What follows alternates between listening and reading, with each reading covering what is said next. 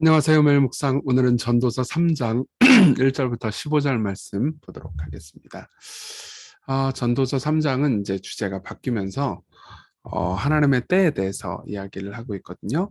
근데 이제 이 본문을 해석할 때 여러분들이 이제 오해하면 안 되는 게 하나 있습니다. 그러니까 이게 이제 어, 범사의 기한이 있고 천하만사에 다 때가 있으니 날 때가 있고 죽을 때가 있으며 뭐 이렇게 얘기를 하는데, 그러니까 이걸 이런 식으로 생각하면 안 돼요. 그러니까 이게 사람들이 하는 일이 다 때가 있어. 지금은 아직 때가 아니야. 요때 이렇게 해를 해야지. 너무 지금 어렸을 때, 너 지금 연애할 때가 아니야. 뭐 이런 메시지가 아니에요. 이거는 본문을 오해하는 거고요. 오히려 그러니까 우리가 계획을 해도 하나님 우리가 생각할 때 우리는 이런 때, 나는 지금 이럴 때야. 이랬으면 좋겠다. 지금 행복할 때야라고 해도 하나님께서 생각할 때에 이때가 있다. 하나님이 정하신 때가 있다. 이런 메시지예요. 그래서 그걸 염두에 두고 이 본문을 한번 쭉 생각을 해봤으면 좋겠습니다. 범사의 기한이 있고 천하만사에 다 때가 있나니, 그러니까 여기서 말하는 때는 하나님이 정하신 때가 있다는 거예요. 날 때가 있고 죽을 때가 있으며, 그쵸? 죽음이야말로 우리가 우리 마음대로 못하는 거잖아요. 그분이 하시는 일이죠. 심을 때가 있고 심은 것을 뽑을 때가 있으며, 그러니까 우리가 사는 것뿐만 아니라 우리가 무언가를 농작물을 지어가지고 살리는 것조차도 아, 그렇죠? 하나님이 정하신 때가 있다는 거죠. 우리 마음대로 못하죠, 그렇죠?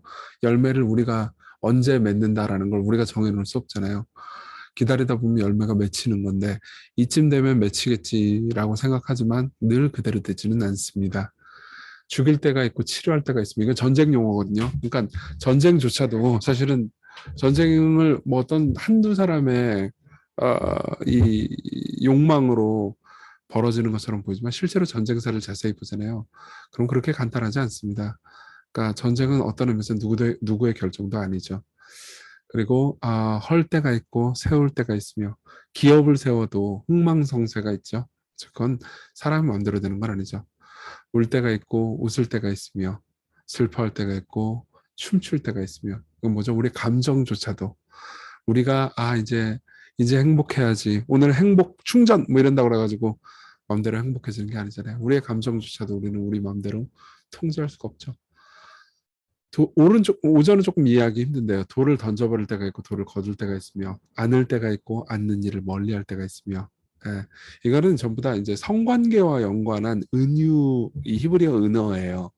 그래서 이제 성관계와 연관한 기쁨도 결국은 인간의 주관 바깥이라는 거죠. 예, 인간이 섬세히 늙으면서 어쨌든 성관계와 연관된 기력들이 또 쇠하기도 하잖아요. 그러니까 그렇다는 겁니다.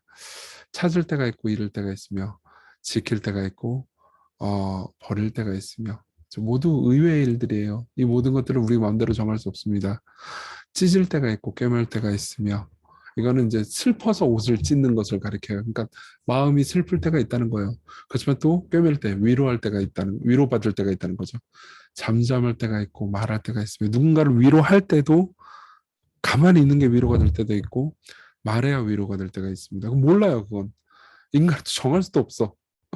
이때쯤 이런 말을 하면 위로받겠지. 그러다가 막 상처받는 경우도 있고 반대도 있고, 사랑할 때가 있고 미워할 때가 있으며 전쟁할 때가 있고 평화할 때가 있느니라. 그렇죠? 남의 슬픔을 직면하고 사랑과 미움조차도 내 마음대로 되는 건 아니죠. 그렇죠? 일하는 자가 그의 수고로 말미암아 무슨 이익이 있으랴. 하나님이 인생들에게 노고를 주사 애쓰게 하신 것을 내가 보았노라. 무슨 말입니까? 그러니까 열심히 수고해가지고 뭐 누구한테 위로를 준다. 그래도 늘 뜻대로 되지 않죠. 그래서 그러니까 이 솔로몬이 볼 때는 이 인간들이 열심히들 사는데 열심히 산 대로 늘 되는 건 아니란 말이에요. 그러니까 그걸 보면 하나님이 인간을 참 고생시키는구나 이런 생각이 든 거예요. 여러분들도 그런 생각 한 적 있지 않으세요?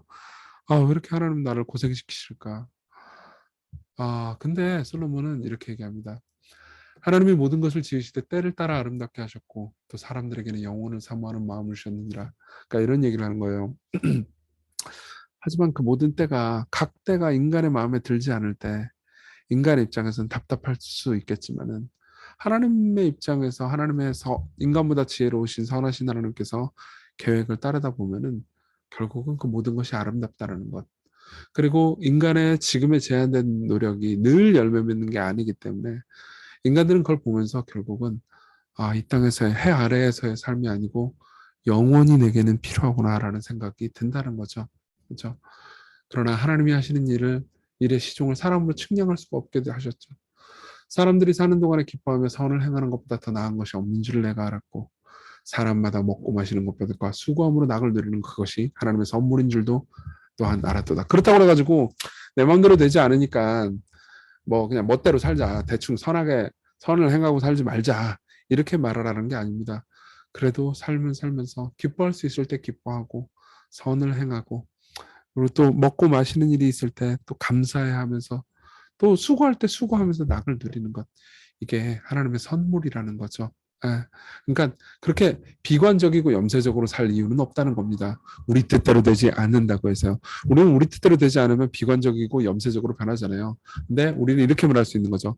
내 뜻보다 더 좋은 분, 나보다 더 좋은 분, 나보다 더 지혜로운 분, 하나님의 뜻대로 되는 게 아름다운 거야 라고 말하면서 지금 당장 즐길 수 있는 건 즐기라는 거죠. 하나님께서 행하시는 모든 것은 영원히 있을 것이라 그 위에 더할 수도 없고 그에서 덜 할 수도 없으니 하나님이 이같이 행하시면 사람이 그 앞에서 경외하게 하려 하시는 줄을 내가 알았도다. 무슨 말입니까? 이렇게 행하면서 맞아. 내 삶은 나의 것이 아니야.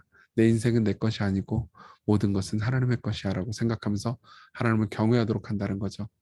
이제 있는 것이 옛적에 있었고 장래에 있을 것도 옛적에 있었느니 하나님은 이미 지난 것을 다시 찾으시니라. 이건 이제 다음 부분이랑 연계가 있는 부분이거든요. 네, 일단 기억을 해 놓으십시오. 자, 여기까지 우리가 말씀을 보았습니다.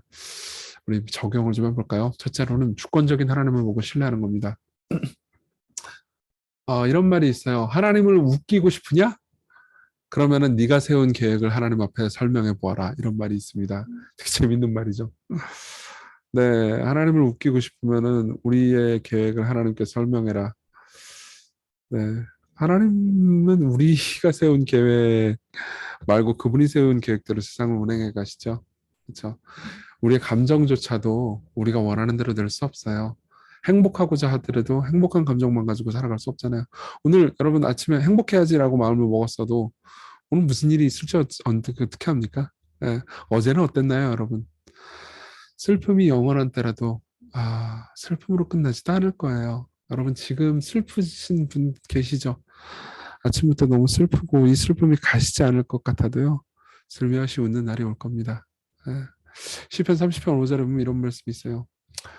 하나님의 그분의 노염은 잠깐이요 은혜는 은총은 평생이로다. 저녁에는 울음이 깃들을지라도 아침에는 기쁨이 오리로다. 네, 밤은 영원하지 않습니다. 아침이 영원하지 않잖아요. 그렇지만 밤도 영원하지 않을 겁니다. 네. 여러분 하지만 결국은요. 예수 그리스도께서 다시 오실 겁니다. 모든 부조리하고 불합리한 삶 가운데서도 하나님께서는 신실하게 일하세요.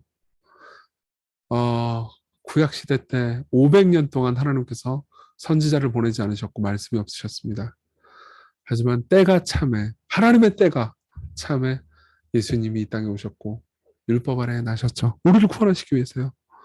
마찬가지입니다. 지금 우리가 사는 삶이 당장 눈에 보이지 않고 그분의 때가 우리에게 눈이 보이지 않고 우리가 늘 행복하기를 원하지만 행복하지 못하고 또 때로는 슬플 때라도 또 슬픔이 가시고 슬며시 미소가 지어지는 날이 오잖아요. 그 가운데서 우리는 영원히 행복할 날을 바라볼 수 있습니다. 디모데전서 6장 44절에 이렇게 얘기합니다. 주 예수 그리스도께서 나타나실 때까지 흠도 없고 책망받을 것도 없이 명령을 지켜라. 때가 이르면 기약이 이르면 하나님이 그의 나타나심을 보이시리니 무슨 말입니까? 예수님 다시 오신다는 거예요. 네? 그분이 오실 겁니다. 그분이 우리의 모든 눈물을 닦으실 겁니다. 이 소망을 가지고 우리 삽시다. 같이 기도할 때 삶을 제가 조종할 수 없다는 걸 받아들이게 해주세요. 하지만 고통에는 끝이 있고 또 회복시키고 즐겁게 하실 날도 반드시 온다는 것을 기억하게 해주세요.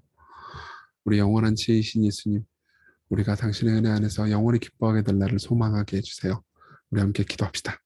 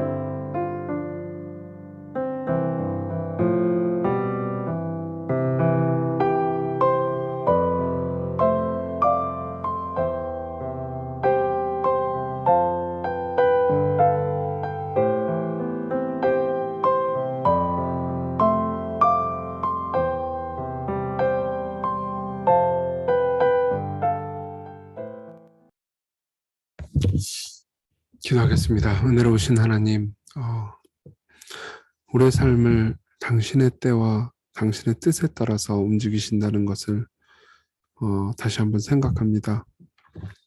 이것이 불합리해 보여도 이것이 우리를 위한 최선의 길임을 우리가 믿게 해주십시오.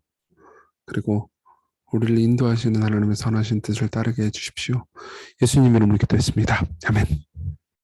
네, 하나님께서 여러분들을 돌보십니다. 이것을 기억합시다.